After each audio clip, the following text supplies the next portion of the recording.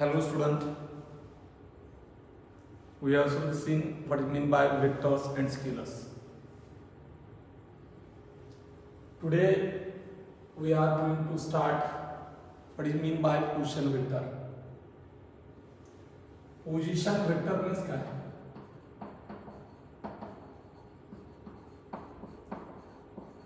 Position vector means क्या है? Position means या ठिकाणी कन्सिडर घ्या y ऍक्सिस आहे x ऍक्सिस आहे ओरिजिन आणि समजा या ठिकाणी हा पॉइंट आहे ए हा ए ओरिजिन पासून किती दूर आहे आणि डायरेक्शन कोणती हा एवढा दूर आहे आणि डायरेक्शन ए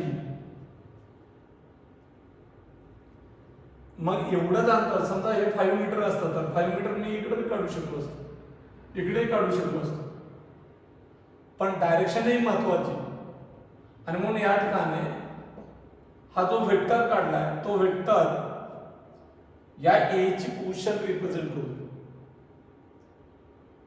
या ए ची पोझिशन रिप्रेझेंट करतो विथ रिस्पेक्ट टू ओरिजिन नुसार आणि म्हणून या ठिकाणी वेक्टर ओ ए स्टार्ट करून झाला ओ एंड कुठे ई वेक्टर ओ ए याला पोझिशन वेक्टर ऑफ ए म्हणतात पोझिशन वेक्टर ऑफ ए म्हणतात म्हणून या ठिकाणी vector drawn from origin to the position of an object काय म्हणलं मी vector drawn from origin to position of object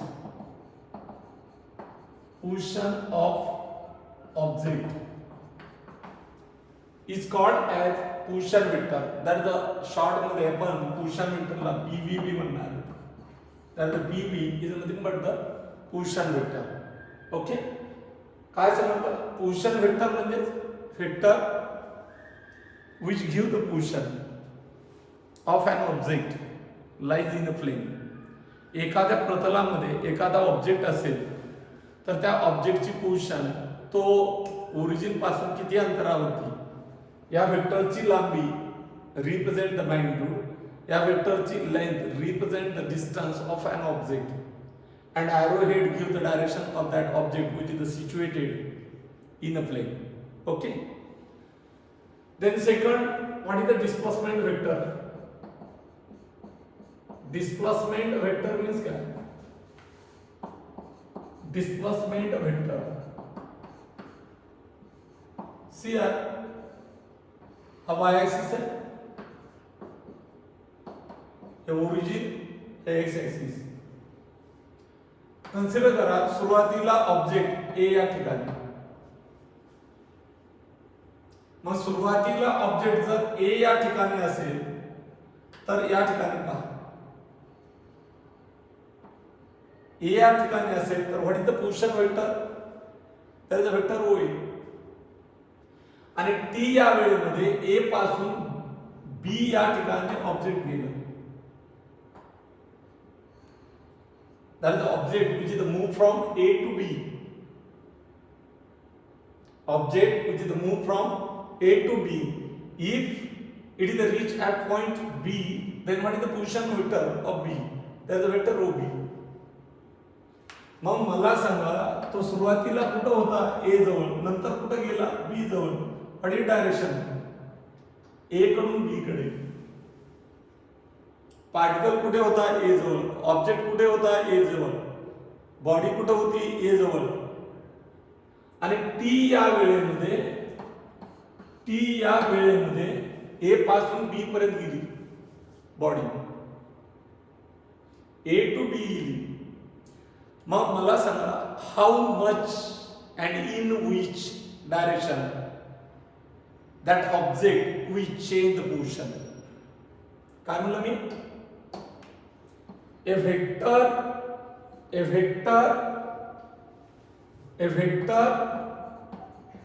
which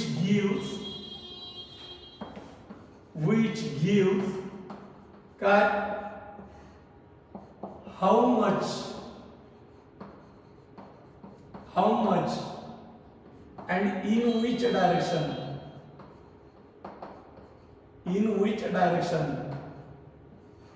that object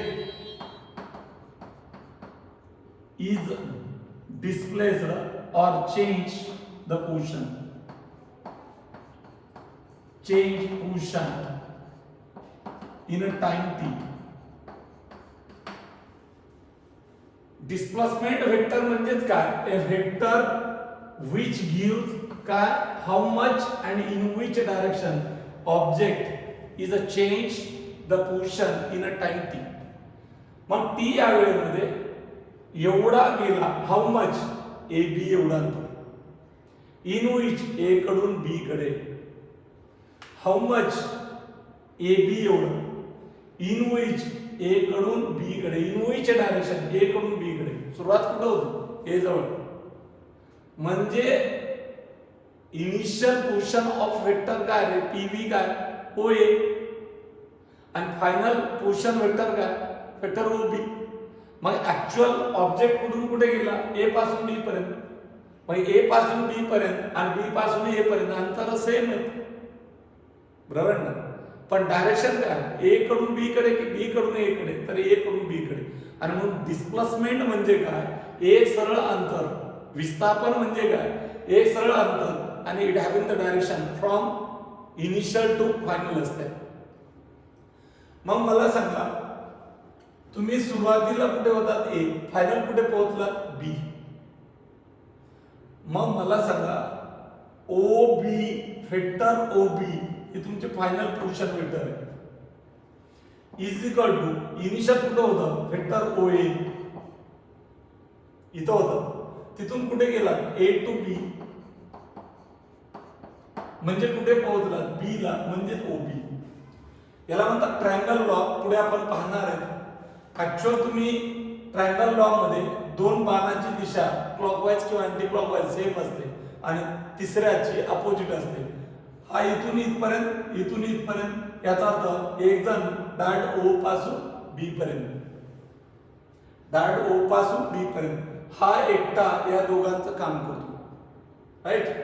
मग या ठिकाणी पहा आपल्याला काय काढायचंय डिस्प्लेसमेंट वेक्टर काढायचं. डिस्प्लेसमेंट वेक्टर कोणता आहे हा डिस्प्लेसमेंट वेक्टर आहे. डिस्प्लेसमेंट वेक्टर कोणता आहे या ठिकाणी डिस्प्लेसमेंट वेक्टर कोणता आहे हा डिस्प्लेसमेंट वेक्टर आहे A कडून B कडे हा डिस्प्लेसमेंट वेक्टर काढायचा आहे. मग डिस्प्लेसमेंट वेक्टर कोणता आहे आपला AB A कडून B कडे इनिशियल पॉइंट अगोदर घेतो आपण. मग मला सांगा vector AB is equal to काय वेक्टर OB हा OA इकडे पाठवला मायनस वेक्टर OA. मग A आणि B च्या दरम्यान जर डिस्प्लेसमेंट होत असेल A टू B डिस्प्लेसमेंट होत असेल आणि हा ओरिजिन असेल तर या ठिकाणी पहा याचा इनिशियल PV काय आहे OA आणि याचा PV काय OB. मग कोणताही डिस्प्लेसमेंट वेक्टर हा पोझिशन वेक्टरच्या फॉर्म मध्ये एक्सप्रेस केला जातो PV of B minus PV of A. बरोबर. मग तुम्ही A पासून B पर्यंत गेला initial point A final point B जर असेल तर वेक्टर AB बरोबर काय तर position vector of final point minus position vector of initial point. समजा या ठिकाणी वेक्टर MN असेल तर काय वेक्टर ON फायनल पॉइंटचा position vector minus initial पॉइंटचा position vector.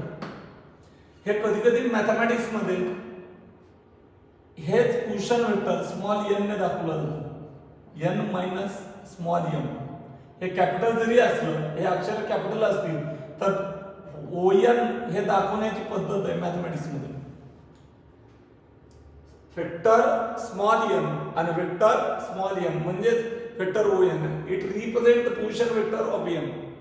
It represent the position vector of m. मग आता मला सांगा डिस्प्लेसमेंट वेक्टर समजा या ठिकाणी वेक्टर PQ हे डिस्प्लेसमेंट वेक्टर आहे. काय ते vector O Q minus vector O P. Final कोण आहे? हा फायनल आहे.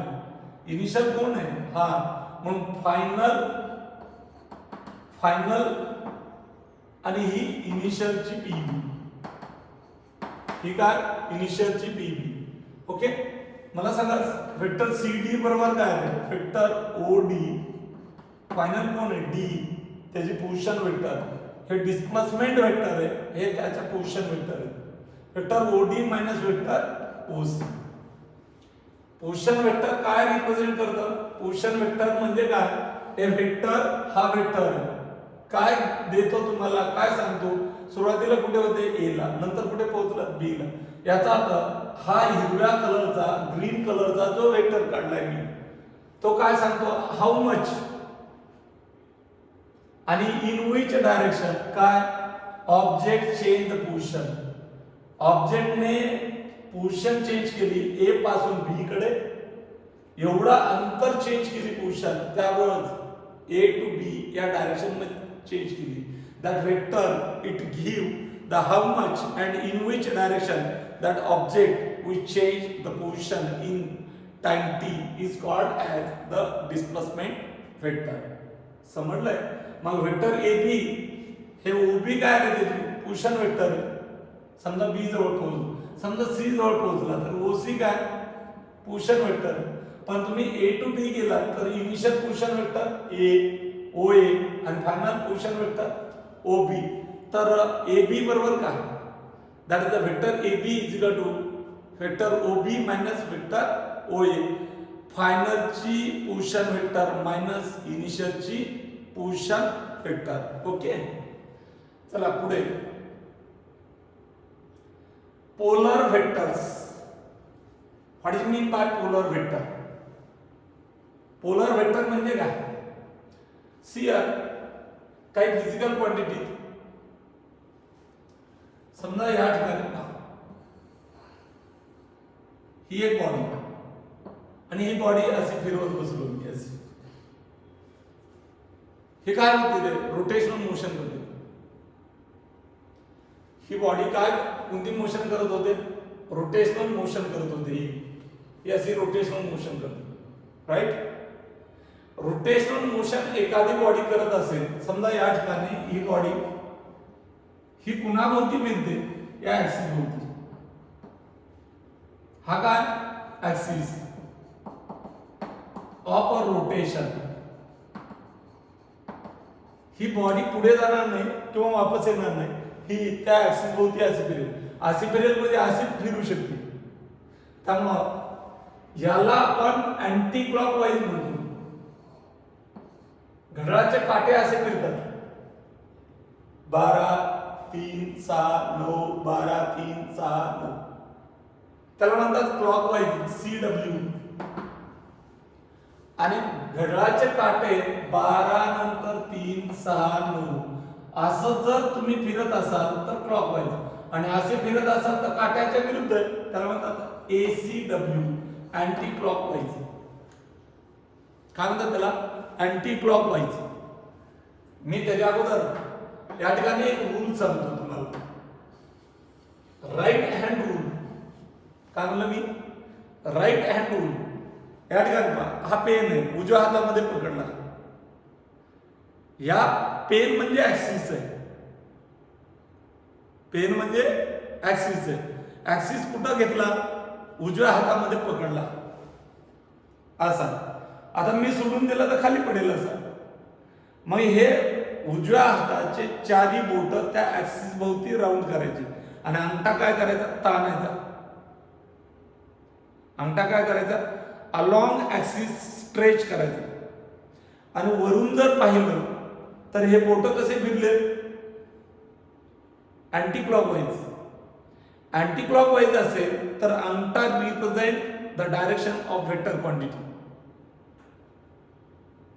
मग अँटी क्लॉकवाईजला अपवर्ड आहे. अँटी क्लॉकवाईजला अंगठा कुठे? अपवर्ड. मग मला सांगा, हे बोट उलट्या दिशेने फिरवा बरं क्लॉकवाईज, पेन खाली पडेल. मग मला या पद्धतीने करावं लागतं. आता पहा हे क्लॉकवाईज दिसतील.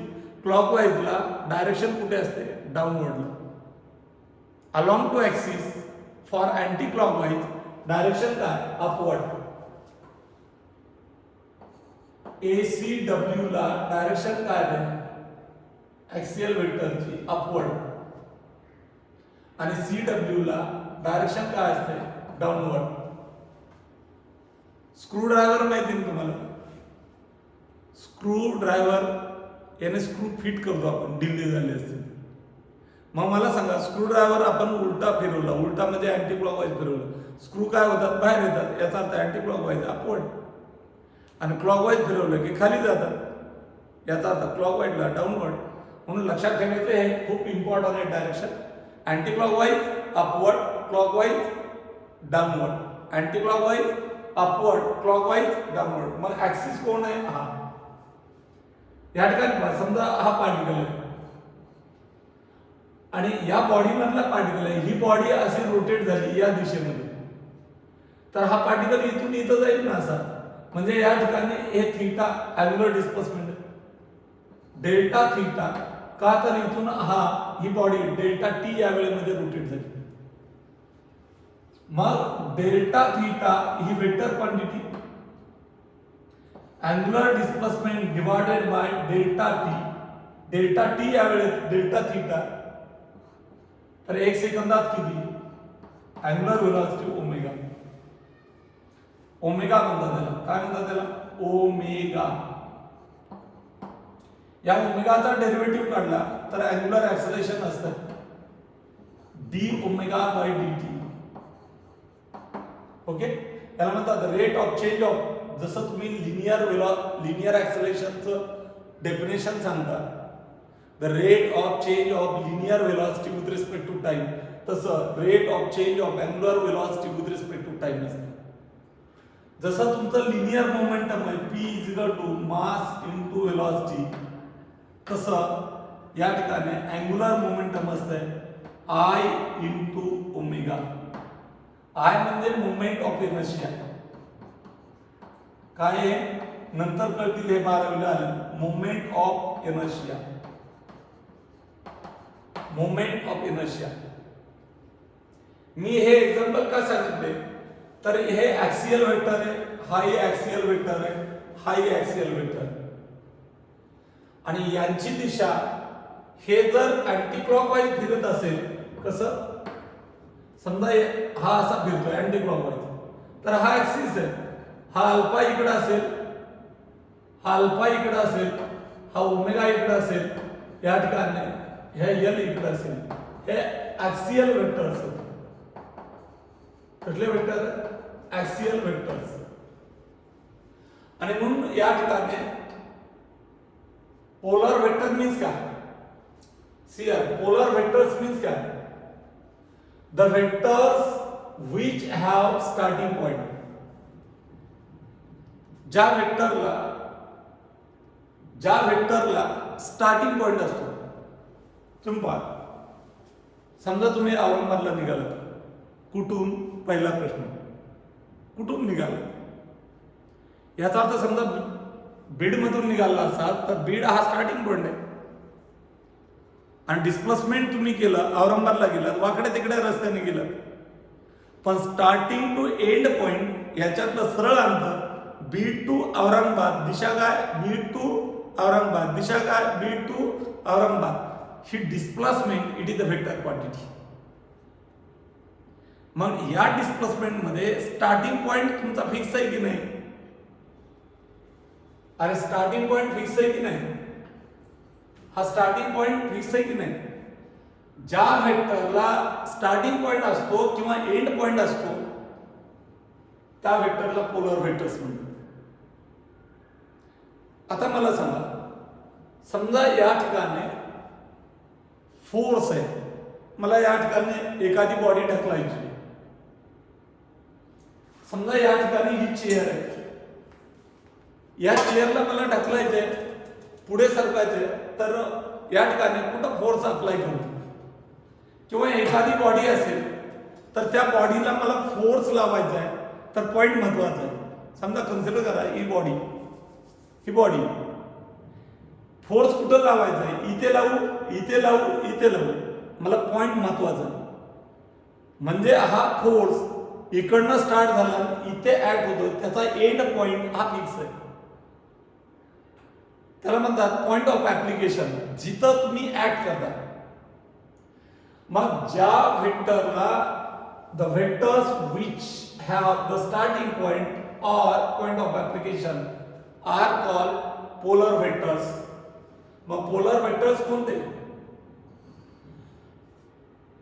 पोलर वेक्टर्स कोणते? डिस्प्लेसमेंट, दुसरी वेलॉसिटी आणि तिसरा फोर्स. ज्याला इनिशियल किंवा फायनल पॉइंट असतो त्याला पोलर वेक्टर्स म्हणतात. See here, what is mean by axial vectors? Axial vector means काय आहे? Axial vectors means या ठिकाणी axial vectors means क्या? The vector which represent the rotational effect. Rotational effect कशाला म्हणायचं? समजा या ठिकाणी मी इथं उभा आहे असा आणि मला इथून इकडं ढकललं आणि इथून इकडं ढकललं तर मी या ठिकाणी असं फिरलो. याचा अर्थ काय झालं? टर्निंग. याचा अर्थ काय झालं? रोटेट. मी एका ठिकाणापासून दुसऱ्या ठिकाणी गेलो नाही. या ठिकाणी ज्यावेळेस एखादी बॉडी टर्निंग करत असेल, रोटेट करत असेल, त्यावेळेस तिला ऍक्सिस असतोय. जसं की भवरा, जसं की चाक, जसं की सायकलचं चाक, जसं की तुमच्या 4 व्हीलर असेल, 2 व्हीलर असेल, हे रोटेट करतंय पण त्याबरोबर ते पुढे जातं. याचा अर्थ ती रोलिंग मोशन आहे.